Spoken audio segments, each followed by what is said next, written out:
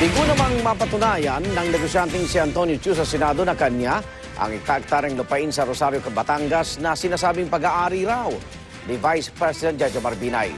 Sa pagdinig, may isiniwalat ding isa pang ari-arian umano ni Binay sa Tagaytay na 15 milyong piso raw ang halaga. Saksi si Jamsi Sante. Hindi lang ang Bali-inspired rest house sa Alfonso, Cavite. Sa Tagaytay mismo, sa eksklusibo at high-end na Tagaytay Highlands, matatagpuan ang 15 milyong pisong log cabin na ito. Pag-aari din daw ito ni Vice President Jejomar Binay ayon sa dati niyang Vice Mayor sa Makati na si Ernesto Mercado. Wala rin daw ito sa Statement of Assets and Liabilities and Net Worth ng Vice Presidente pero hindi raw may tatanggi ni Binay. Makikita raw kasi ang pagbabayad ng mga Binay sa Statement of Account na ito mula sa International Golf Club ng Tagaytay Highlands na ang ilan ay pirmado raw ng kaanak ni Binay tulad ng asawang si Dr. Elenita. Inasikaso raw ang papeles nito ng kanang kamay ni Binay na si Jerry Limlingan.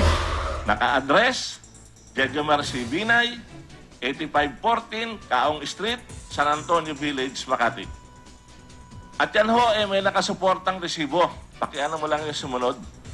O, ayan po yung resibo. Ang primero po dyan si Doktora Elenita Binay. Pero sabi ng kampo ni Binay, miyembro lang sila ng Tagaytay Highlands Country Club at nakadeklara ito sa SALN. Ang tinutuluyan roon, nirerentahan lang daw. Pareho yan sa paliwanag sa ekta-ektareng lupain sa Rosario, Batangas na ayon kay Mercado ay pag-aari ni Binay pero giit ng kampo ng Vice Presidente na inupahan lang ng dating babuyan nito. Sunchamp Agritourism Park daw ang lupain at ang may-ari nito. Humarap si Antonio Chu sa Senate Blue Ribbon Subcommittee kanina para linawing nabili niya ito sa isang Laureano Gregorio noong 2013. Pag-aari ko yung Greenergy, pag-aari ng Greenergy ang Sunchamp, pag-aari ng Sunchamp ang Rosario. Ang deal po namin is for a total consideration of 446 million upon complete turnover of the ownership of the land. Okay. Pero pansamantala, since nakapag-down payment na po ako, I have the legal right and legal ownership over everything on top of the land.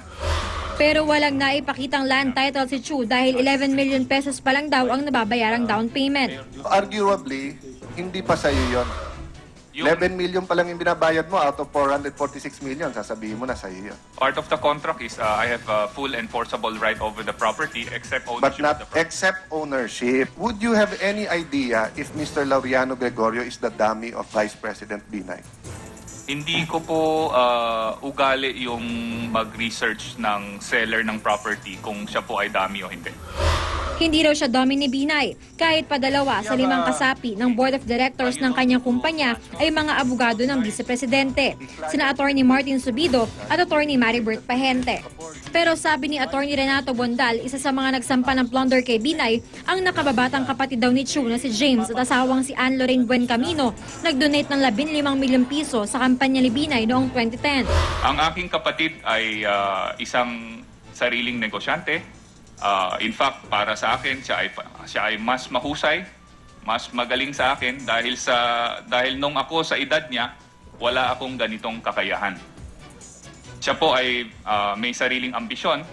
Dahil sa umunoy paninira sa kanya, sinampahan ni Chu ng civil case with moral damages sa Senador Antonio Trillanes IV.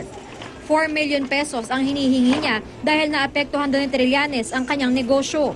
Humihingi rin si Chu ng kabuuang 1 milyong pisong exemplary damages at attorney's fees. These are just defamatory statements in the media by Senator Trillanes outside of his capacity as a senator, outside the Senate Hall. I will not back down in this fight. Alam niyo yung mga ganyang harassment, kaya natin yan. We've been in worse political battles before. Ibinulgar din ni Trillanes ang pag-udyok umano nila kay dating Makati City Engineer Nelson Irasga na humarap sa Senado. Pero sinusuhulan daw ng kampo ni Binay kaya hindi sumisipot. 10 milyon piso at ito ay sinabi sa amin. Kada hearing yon. Kaya nga tuloy ang paghikayat namin kay Engineer Nelson Irasga para kukubra lang siya ng kukubra ng 10 million. Kasi the moment huminto yung pagbigay niya, ay lalabas na yun dito si Engineer Nelson Irasga. Sinisikap namin kunan ng pahayag si Binay kaugnay nito. Sa halip na humarap sa Senado, hinamon ni Binay si Trillanes ng one-on-one debate. Para malaman natin kung ano talaga ang totoo at saka bakit nila ginagawa ito. Siya ang gawa ng resolution at saka siya masugid. Kumasa naman sa Trillanes. Sabihin niya yung time and place, ano? In fact, I would recommend doon tayo sa kanyang hacienda, doon sa Rosario, Batangas, para magkaalaman na. At within 2 weeks daw po kailangan niyo mag-produce ng mga ebidensya, patunay na... Oh, hindi pa ba yun napapanood ng buong bansa? Ako si Jam Sante, ang inyong saksi.